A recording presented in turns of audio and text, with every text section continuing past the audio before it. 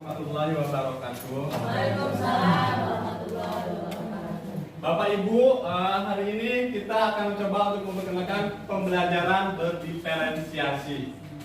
Apa itu pembelajaran berdiferensiasi? Sebetulnya Bapak Ibu pernah mengalaminya, tapi kita belum tahu apa itu, apakah itu. Jadi kita gabung aja, pokoknya seperti itu. Dan selanjutnya, tujuan pembelajaran kali ini adalah guru-guru dapat menunjukkan pemahaman tentang yang dimaksud dengan pembelajaran berdiferensiasi. Guru-guru dapat menjelaskan bagaimana cara mengetahui kebutuhan belajar murid. Selanjutnya adalah ini, kutipan pada hari ini, serupa seperti para pengukir yang memiliki pengetahuan mendalam tentang keadaan kayu. Tuh. Jenis-jenisnya, keindahan ukiran, dan cara-cara mengukirnya. Seperti itulah seorang guru seharusnya memiliki pengetahuan mendalam tentang seni mendidik. Bedanya, guru mengukir manusia yang memiliki hidup lahir dan batin. Jadi yang cetak adalah kalau kita itu adalah manusia. Yang dilihat itu bukan sekarang, tapi nanti setelah 5 tahun atau 10 tahun baru kelihatan hasil dari kita. Selanjutnya, ini. Pendidikan adalah menuntut segala kekuatan kodrat yang ada pada anak-anak agar mereka sebagai manusia maupun anggota masyarakat dapat mencapai keselamatan dan kebahagiaan yang setinggi-tingginya. Tuh. Sebagai pendidik, kita tentu menyadari bahwa setiap anak adalah unik. Jadi si anak itu pasti memiliki hal-hal yang unik di dalam dirinya. Tidak semuanya anak sama. Tuh. Dan memiliki kodratnya masing-masing. Tugas kita sebagai guru adalah menyediakan lingkungan belajar yang memungkinkan setiap anak untuk dapat tumbuh dan berkembang secara maksimal sesuai dengan kodratnya masing-masing.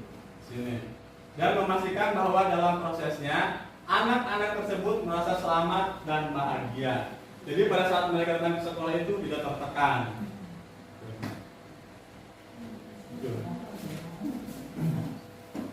Oleh itu dikenal dengan adanya yang ini, profil pelajar Pancasila. Yang pertama, beriman, bertakwa kepada Tuhan dan berakhlak mulia, kebinekaan global, bergotong royong, kreatif, bernalar kritis dan mandiri. Ada 6 ya? Ada 6. Selanjutnya yang ini, isinya beriman, bertakwa kepada Tuhan yang Maha Esa dan berakhlak mulia. Itu elemen kunci beriman. Jadi di situ ada akhlak beragama, akhlak pribadi, akhlak kepada manusia, akhlak kepada alam, akhlak kepada negara. Itu yang harus dibekali ke anak-anak kita. Dan yang keduanya adalah berkebinekaan global, yaitu elemen kuncinya mengenal dan menghargai budaya, kemampuan komunikasi intelektual, interkultural dalam berinteraksi dengan sesama. Itu yang ketiga, refleksi dan tanggung jawab terhadap pengalaman kebinekaan. Tuh. Selanjutnya,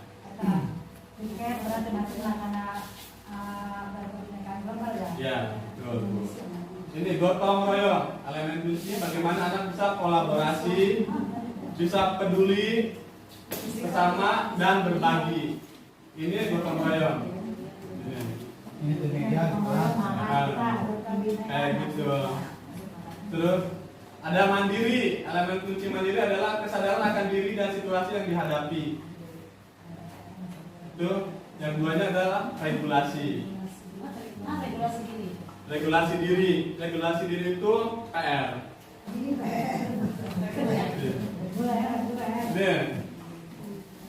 Bernalar kritis, memperoleh dan memproses informasi dengan gagasan. Yang kedua, menganalisis dan mengevaluasi penalaran. Terus selanjutnya merefleksikan, membuat proses berpikir, mengambil keputusan. Nah itu bagaimana, jadi dalam pembelajaran itu bagaimana kita memancing anak. Jadi pertanyaan kepada anak itu jangan apakah atau mengapa. Ketika kita bertanya tentang apakah, pasti jawabannya antara iya dan tidak. Seperti itu. Sama kan kalau kenapa? Pasti jawabannya juga cuman Gitu. Jadi tidak boleh menjudge atau melabeli anak. Jadi dengan misalkan bagaimana bagaimana menurut ibu misalkan tentang perubahan energi seperti itu. Jawabannya sesuai Jadi sesuai dari anak yang ada di pikiran anak.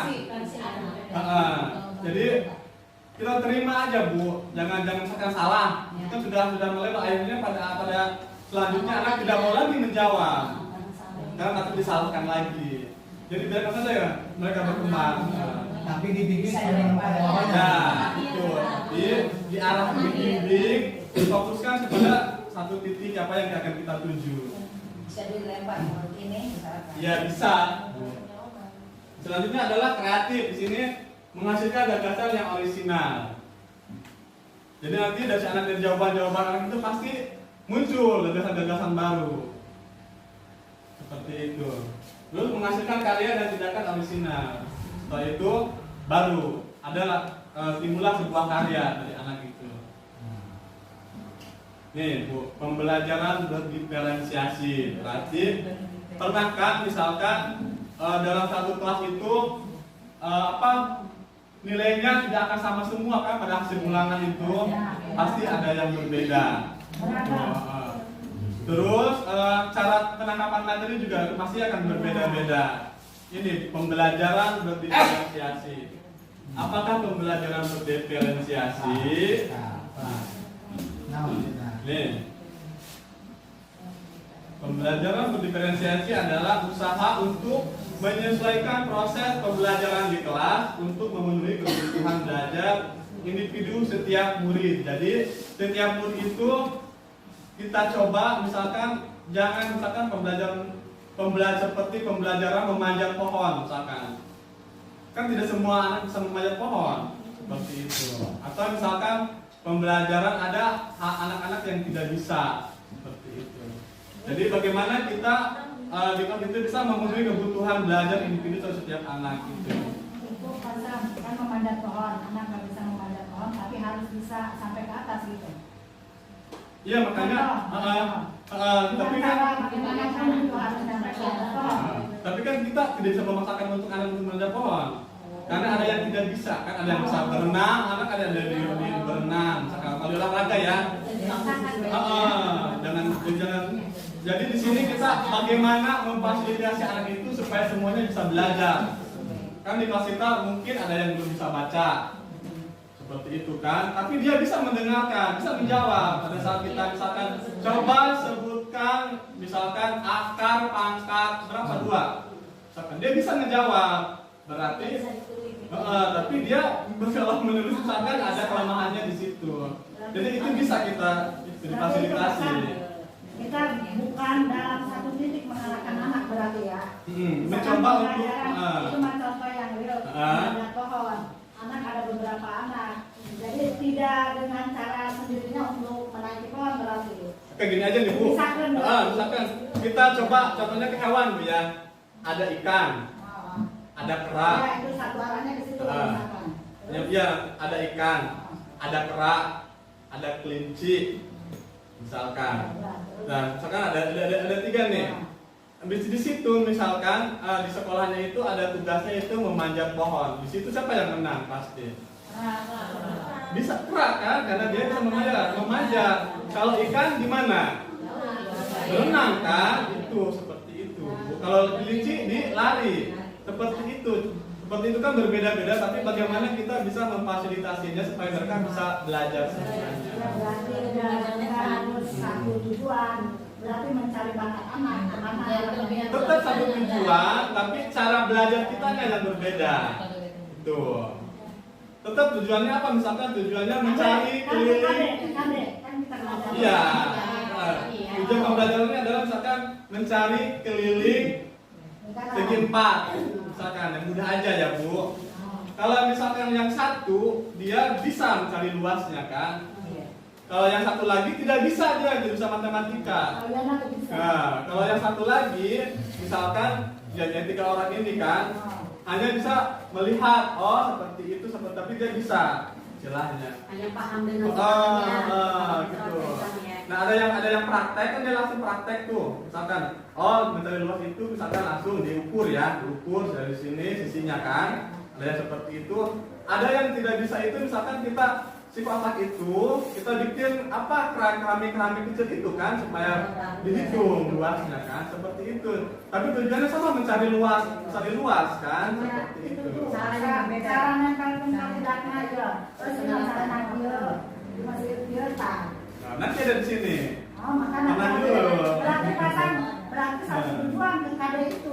Iya, satu tujuan. Tapi bagaimana kita bisa memfasilitasi semua bisa belajar? Beda cara.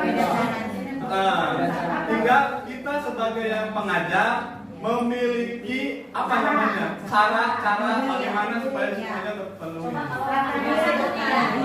satu, kata pasang tadi bisa kalau kita misalnya 1+1 2 ya. Tapi bisa ngomong doang. Iya, itu. Bisa itu tulis mau mana termasuk memfasilitasi kita. Arti itu ibu sebenarnya itu maksudnya ke Nulis auditori. Jadi dia pakai kalau kita nerangin bisa ngejawab. Tapi disuruh nulis itu nggak ada itu. Itu maksudnya ke auditori.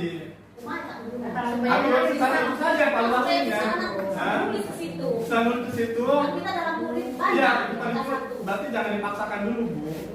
Jadi, Bisa ngejawab doang. Ada itu orang oh itu namanya auditori, berarti secara tesnya bukan tes tertulis, dia secara itu, secara lisan. Itu. tulisan kosong nggak bisa. Karena dia belum bisa apa? Kalau visual bisa dia melihat sambil menulis bisa kan?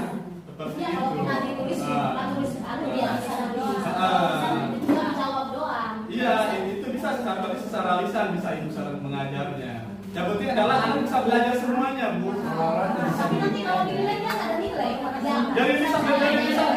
Nilai bisa aja. Walaupun di bukunya dia Kosong, iya. Oh gitu ya. Kasih aja perasaan. Sementara tetap bisa dikasih nilai. Kayak gitu. Sini, bisa kan? Tapi kalau nulis ketinggalan, makan Bu.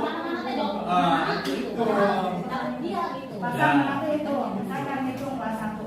Berarti yang ini mah misalkan pakai lidi, yang ini mah ditalam. Nah. Berarti satu arah, benar satu arah. Iya. Ada itu, tapi caranya Beda. Kalau beda Ya. bisa ya. Nah, kayak hadapan saya belajar Ya. Nah, selama ibu nih ya, kan melayani seperti itu. Usaha apa yang pernah ibu lakukan untuk memfasilitasi satu kali kisah itu? Apa fasilitasinya? Paling kurang tulisan jawaban mana tadi Bapak tulis. Sama Bapak ibu? nyetak. Sama dia, sama temennya lagi. Sama temennya itu. Sama temennya lagi bukan sama kita Pak. Misalnya satu, sama yang dua. Jadi dibantu sama temannya. Siapa yang bisa? Yang nih, dia kan kesulitan nggak bisa nih. Apa yang ditulis nggak bisa gitu. Ada cara lain nggak Bu seperti selain itu? Saya nggak suruh nyuruh anak yang bisa. Coba siapa yang bisa ke depan tulis Ya. tambah satu. Oke. Paling yang mama saya. Citra. Lanjut. Itu. Jadi saya harus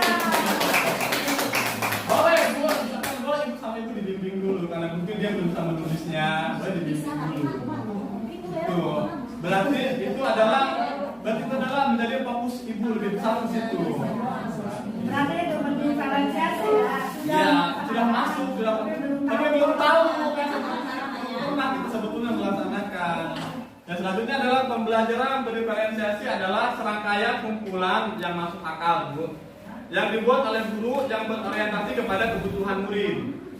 Jadi bukan sekarang itu dibalik, bukan murid, bukan kita ini.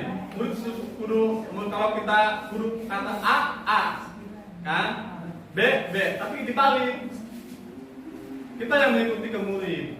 Jadi bagaimana kita bisa memfasilitasi kebutuhan murid? Seperti kata Bu Ina tadi. Nah, cara apa yang dilakukan sama Bu Ina untuk mengatasi anak yang seperti itu? Seperti itu. Ya, itu jadi kita dibalik sekarang. Ya, itu. Jadi disinilah yang disebut dengan guru merdeka. Nah, Jadi bebas boleh aja. di Guru Merdeka itu bukan berarti kita duduk mengajar selesai, misalkan kan nilai selesai. Tapi di sini ditimbulkan sebuah kreativitas baru dalam diri kita untuk mengolah bagaimana si ini bagaimana lagi caranya supaya si anak ini bisa mampu belajar. Seperti itu. Di sini Bu. Berorientasi kepada kebutuhan yang dibuat tersebut adalah yang terkait dengan yang pertama adalah kurikulum yang memiliki tujuan pembelajaran yang didefinisikan secara jelas. Itu. Bukan hanya guru yang perlu jelas dengan tujuan pembelajaran, namun juga muridnya. Jadi kita harus tujuan pembelajaran hari ini adalah mencari luas segi 4. Jadi harus jelas kepada anak. Jadi anak tahu, kita hari ini belajarnya tentang ini. Seperti itu. Jadi bukan cuma kita jadi buku tujuan ini untuk kita aja kan, tapi sekarang diberitahukan kepada anak supaya anak sudah siap mereka. Seperti itu. Nah yang kedua adalah bagaimana guru menanggapi atau merespon kebutuhan belajar muridnya. Bagaimana ia akan menyesuaikan rencana pembelajaran untuk memenuhi kebutuhan belajar murid tersebut. Jadi kita itu tadi boleh dengan angket untuk mengetahui kebutuhan murid itu maksudnya kemana. Boleh misalkan dengan dari nilai awal kita kan suka dari awal semester itu kita ada post test ya untuk mengetahui kemampuan si anak itu kan biasanya dari awal itu. Terus yang ketiga itu misalnya dengan apakah ia perlu menggunakan sumber yang berbeda, misalkan menggunakan kalau ada yang mendengarkan boleh menggunakan video pembelajaran supaya semuanya bisa belajar ya kan, yang anak yang ini bisa semuanya belajar bisa mengikuti boleh. Terus yang ketiga bagaimana mereka menciptakan lingkungan belajar yang mengundang murid untuk belajar dan bekerja untuk mencapai tujuan belajar yang tinggi, kemudian juga memastikan setiap murid di kelasnya tahu bahwa akan selalu ada dukungan untuk mereka di sepanjang proses belajar mereka. Jadi bagaimana kita supaya anak itu mau belajar banyak ya, yaitu dengan misalkan ice breaking dulu supaya anak siap, terus itu tadi jadi adanya istilahnya bagaimana sekarang itu anak bisa aktif dalam belajar. Itu pertanyaan itu dengan apakah dan bagaimana. Jadi terus situasi anak itu. Jadi kita tampung dulu, baru itu tadi diarahkan kepada isinya itu. Minat murid. Tadi kesiapan belajarnya, sekarang minat muridnya. Ini. Minat merupakan suatu keadaan mental yang menghasilkan respon terarah kepada suatu situasi atau objek tertentu yang menyenangkan dan memberikan kepuasan diri. Ini yang pertama adalah ini diantaranya membantu murid menyadari bahwa ada kecocokan antara sekolah dan kecintaan mereka sendiri untuk belajar. Jadi anak sekolah tidak tertekan, Bu. Saya mau pada misalkan kadang-kadang ada anak yang selalu mengikuti orang tuanya, padahal hatinya itu bergejolak seperti itu. Yang kedua, mendemonstrasikan keterhubungan antara semua pembelajaran. Yang ketiga, menggunakan keterampilan atau ide yang dikenal murid sebagai jembatan untuk mempelajari ide atau keterampilan yang kurang dikenal atau baru bagi mereka dan meningkatkan motivasi murid untuk belajar. Itu dari minat. Minat dapat kita lihat dalam dua perspektif. Yang pertama sebagai minat situasional, yaitu merupakan keadaan psikologis yang dicirikan oleh peningkatan perhatian, upaya dan pengaruh yang dialami pada saat tertentu. Seorang anak bisa saja tertarik saat seorang guru berbicara tentang topik hewan. Kan jadi pada saat ibu menerangkan hewan ada anak yang fokus, ada yang terpecah, itu seperti itu. Dapat biarkan saja. Biarkan dulu aja Bu, tapi tetap kita arahkan, kita tarik lagi. Boleh gitu, perhatikan boleh gitu. Pakai pertanyaan juga bisa Bu. Untuk menjaga kebiasaan kan anak hilang semuanya punya. Coba pakai pertanyaan dulu, pakai pertanyaan. Coba misalkan gel, hewan apa yang giginya kebang? Apa yang kamu obrolkan? Boleh. Dan boleh yang mungkin mereka bisa balik lagi.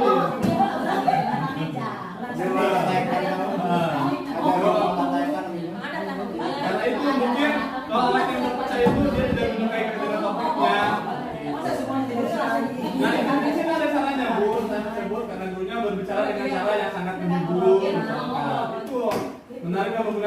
alat bantu. Jadi kalau misalkan sekarang coba kita ganti dengan alat peraga seperti video pembelajaran kita tayangkan tentang macam-macam hewan. Coba sekarang kita fokus semuanya ke situ. Jadi kita tidak perlu ceramah misalkan kan kalau kita ceramah ada aja kan. Iya. Jadi kita coba dengan video pembelajaran langsung sana. Seperti itu. Ada anak yang dipaksakan untuk memperhatikan padahal dia tidak suka seperti itu kan. Nah, itu makanya dengan cara video pembelajaran yang menarik mungkin mereka bisa gitu.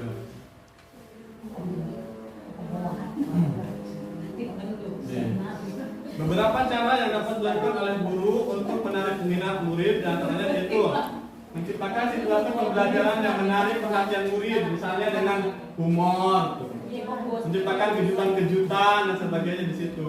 Bisa supaya anak tertarik dengan pembelajaran kita. Itu menciptakan konsep pembelajaran yang dikaitkan dengan minat individu murid. Tuh.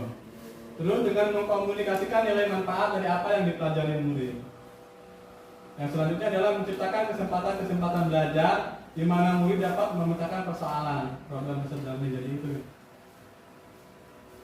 bagaimana kita misalkan berinteraksi dengan siswa itu.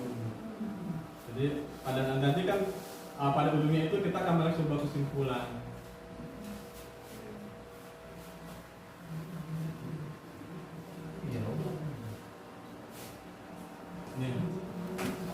Minat adalah salah satu motivator penting bagi murid untuk dapat terlibat aktif dalam proses pembelajaran. Maka memahami kedua perspektif tentang minat di atas akan membantu guru untuk dapat mempertimbangkan bagaimana ia dapat mempertahankan atau menarik minat murid-muridnya dalam belajar. Itu jadi seperti speaking.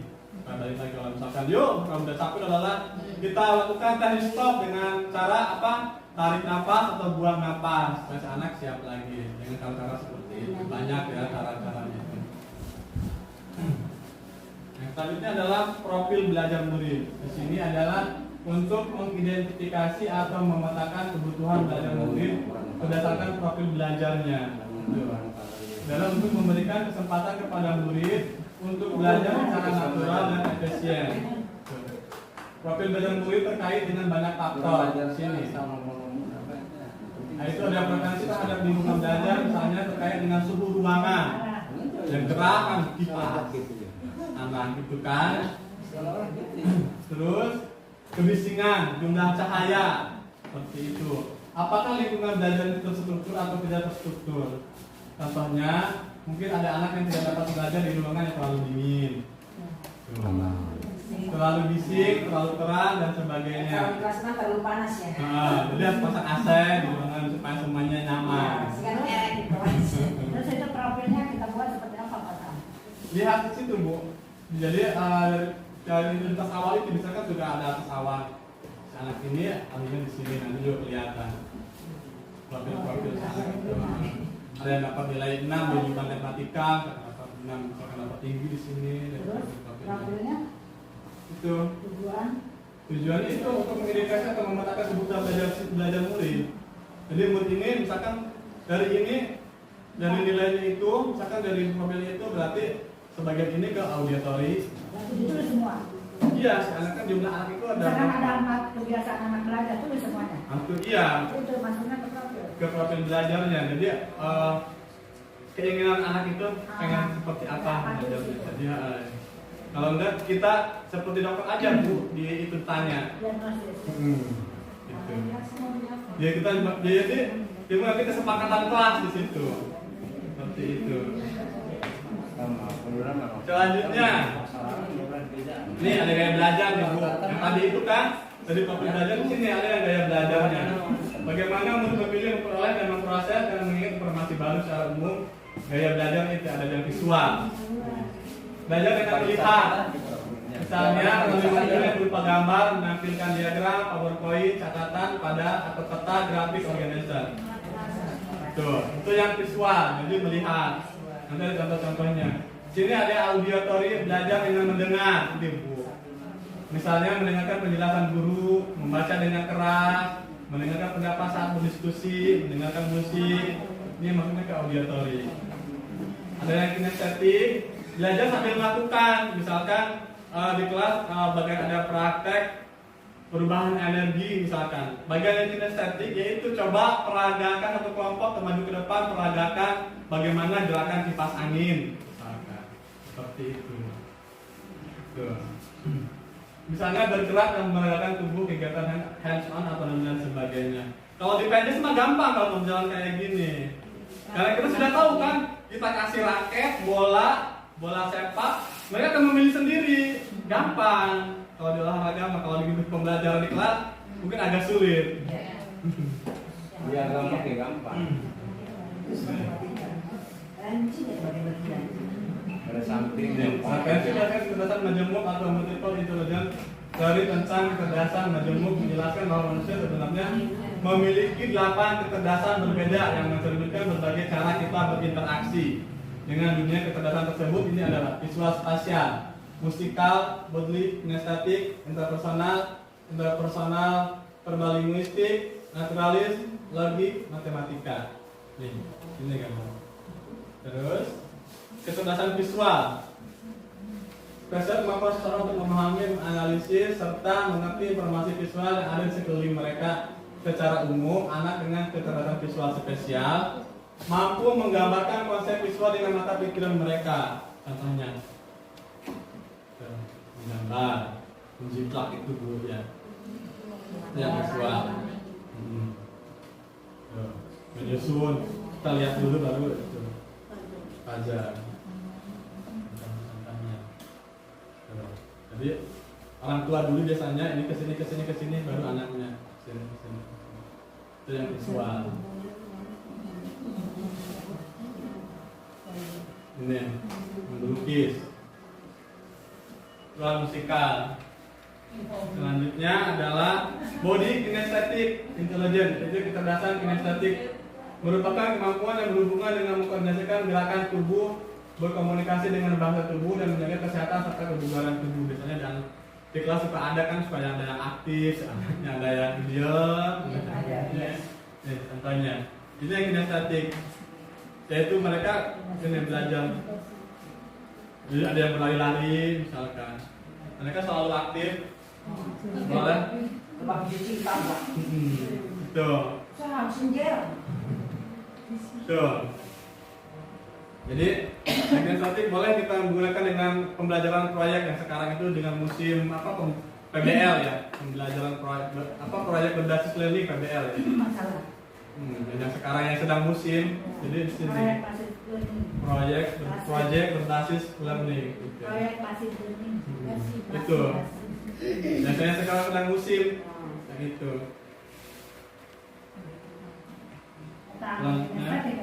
Itu yang kinestetik. Jadi suka kadang-kadang suka nulis di depan ya. Itu boleh saja katanya Bu.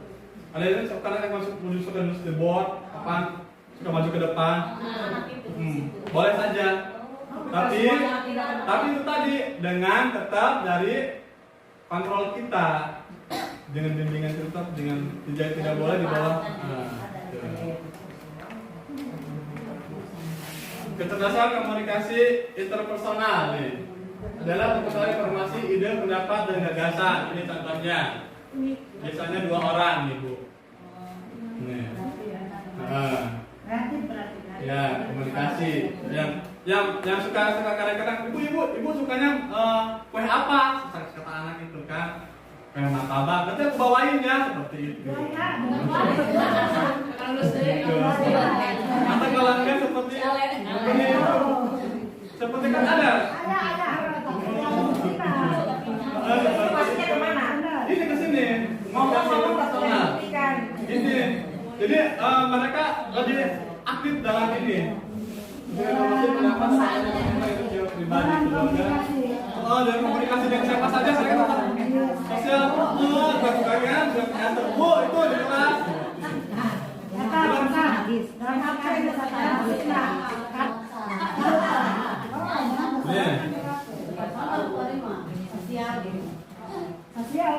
Kali ini kecerdasan verbalinguistik adalah kecerdasan yang berkaitan dengan kemampuan berbahasa atau berkomunikasi. Itu membaca dengan lantang, ada anak kan ya, suka membacanya keras anak.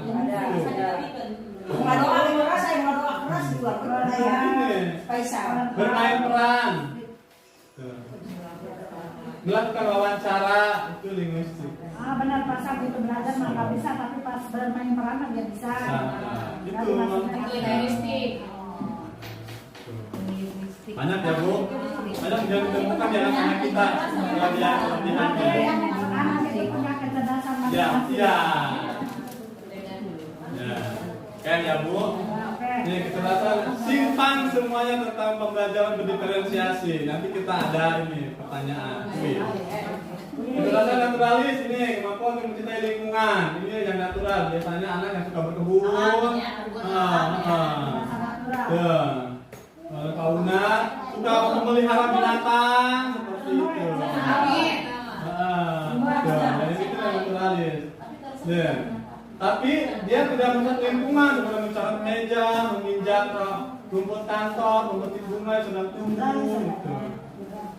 Ini banyak ya, berarti keunikan-keunikan anak kita itu banyak. Cuma kita belum tahu. Harus bagaimana. Baru sekarang sudah tahu kan pembelajaran bibliotek seperti apa. Selanjutnya nih Bu, ada video nih. Karena katanya harus cepat.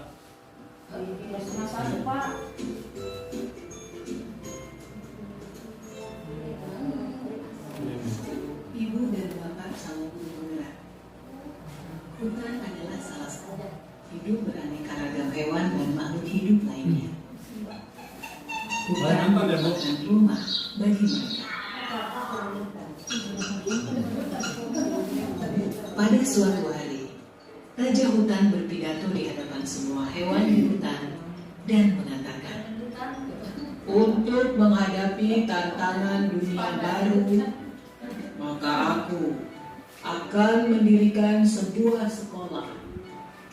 Semua anak-anak hewan yang ada di hutan diwajibkan untuk bersekolah. Tanggapan masyarakat hutan setelah mendengar perintah sang Raja Hutan tentang kewajiban anak-anak harus bersekolah sangatlah beragam. Jadi terdengar keriuhannya. Mereka mendiskusikan kurikulum yang harus diajarkan di sekolah hewan tersebut. Semua memiliki pendapat yang berbeda. Pagi yang cerah, warga hutan mengantar anak-anak mereka ke sekolah hewan untuk mendaftar masuk sekolah. Mereka antri dengan tertib berbaris. Warga hutan beserta anaknya dijelaskan oleh jerapah sang kepala sekolah bahwa sekolah hewan tersebut telah memutuskan untuk mengadopsi kurikulum kegiatan yang terdiri dari berlari, memanjat, berenang, dan terbang. Agar lebih mudah pengelolaan kurikulumnya, maka semua hewan wajib mengambil dan mengikuti semua mata pelajaran. Bebek sangat bagus dalam berenang, bahkan ia lebih baik dari instrukturnya. Tapi dalam ujian terbang, nilainya hanya pas-pasan. Untungnya, ia tetap lulus ujian terbang tersebut. Yang membuat dia sedih adalah hasil ujian berlarinya. Ia mendapatkan nilai yang sangat buruk karena dia sangat lamban dalam berlari. Padahal Bebek sudah berusaha dengan sangat keras.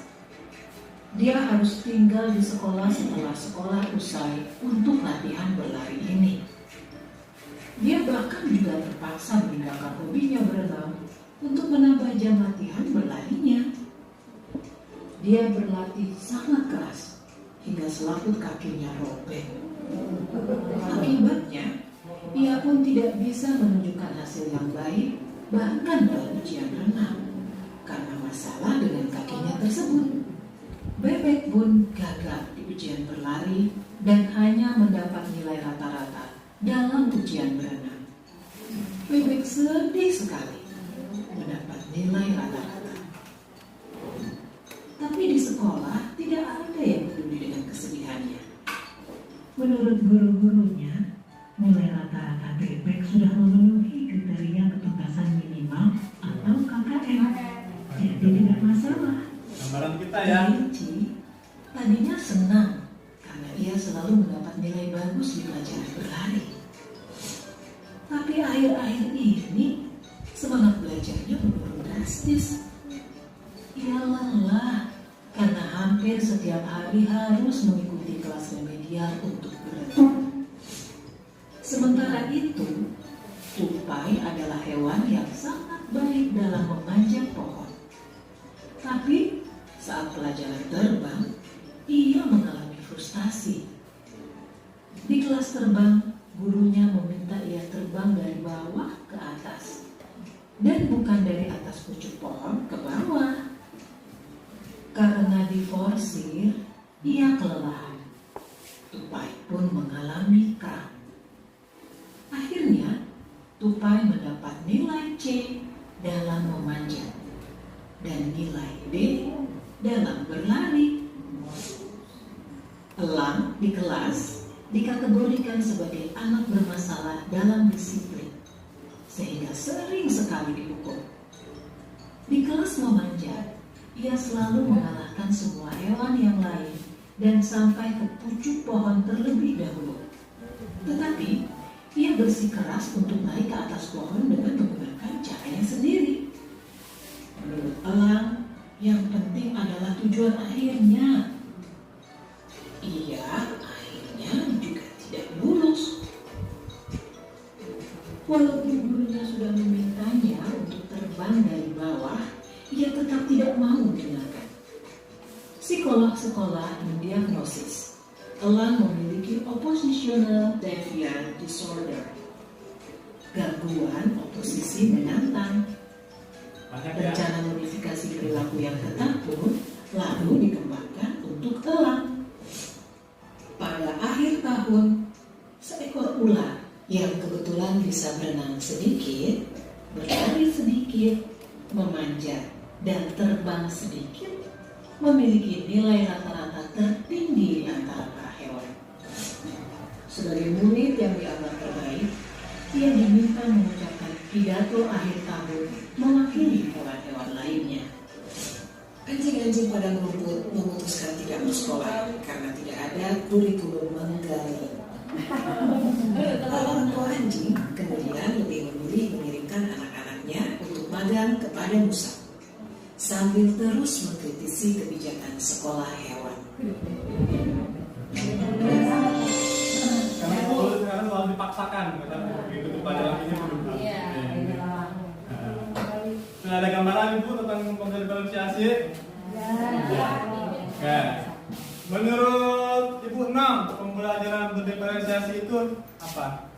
Jadi mencari minat anak, mengarahkan cara pembelajaran masing-masing individu.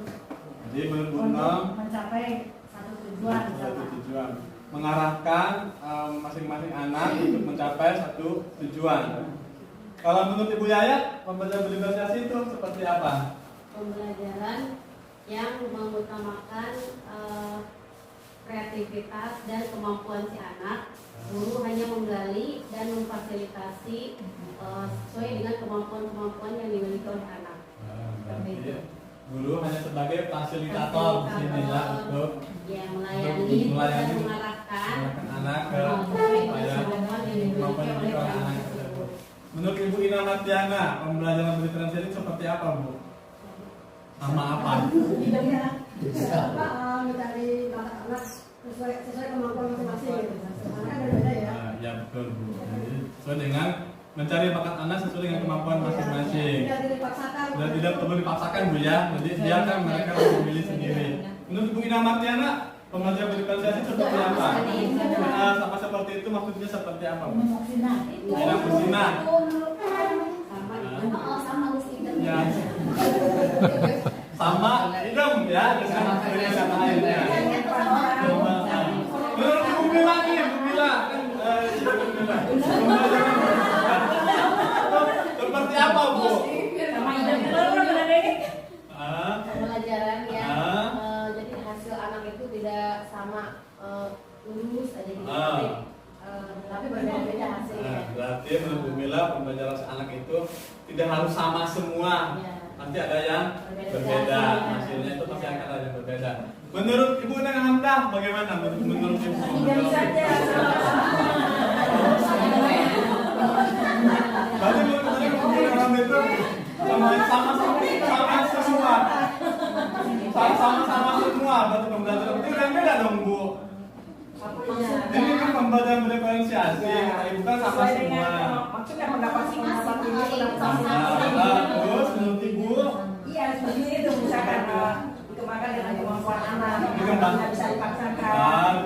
Dikembangkan dengan jadi pembelajaran itu harus sesuai dengan anak, tidak boleh dipaksakan. Tidak boleh. Untuk sementara, nanti mah istilahnya harus. Harus Mana tambahkan? Ayo berang ngatangi Berarti menurut Anda pembelajaran itu harus dibuat dengan yang berbeda-beda, tidak boleh dipaksakan. Iya. Jadi supaya anak semuanya bisa terfasilitasi dalam pembelajaran. Menurut Ibu Amir, pembelajaran diferensiasi itu seperti apa? Mana kan hijau? Namanya seperti apa, Bu? Bu Anda, bajunya hitam loh, Bu. Kamu dibahas. Masa nanti kalau terus jangan bahas sampai. Menurut Bu Ratna, pembelajaran diferensiasi itu seperti apa, Bu? Sama seperti Bu Yaya itu seperti apa? Bermata berhidung.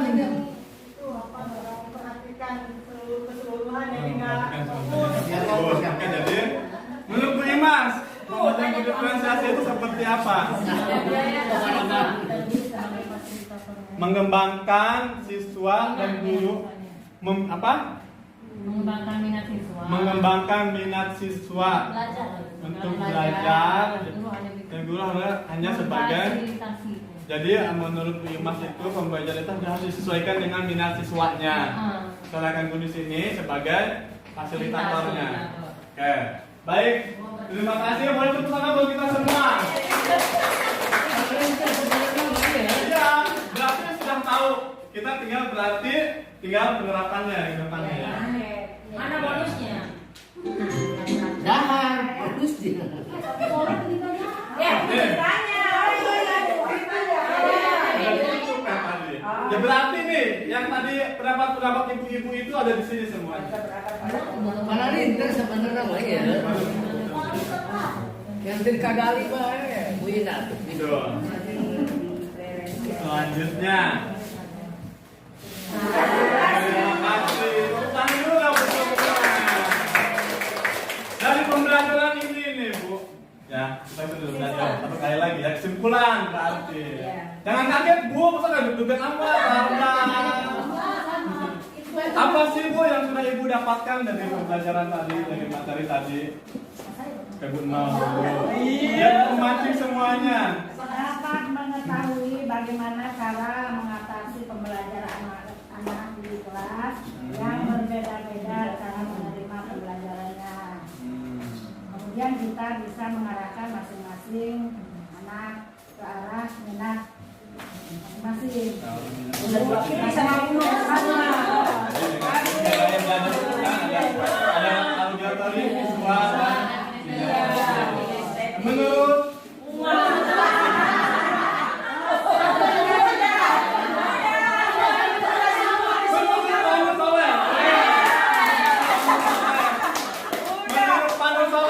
bagaimana perasaannya setelah materi tadi?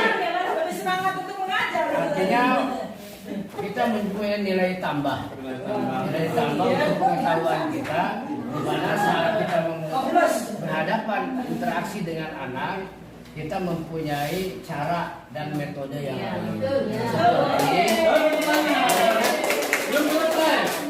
kembali tadi berbicara kita hanya sebagai fasilitator. Berarti anak kan ada minat, bakat dan kreasi anak. Artinya kita harus diberikan fasilitas yang Wah, kan kemana sih?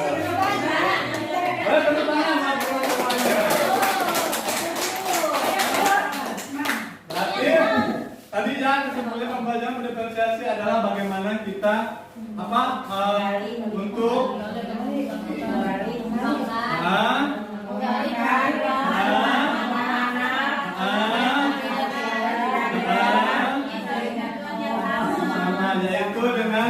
pertama adalah gaya belajar siswa. Masih ingat gaya belajar siswa? 3 itu Bu? Siswa.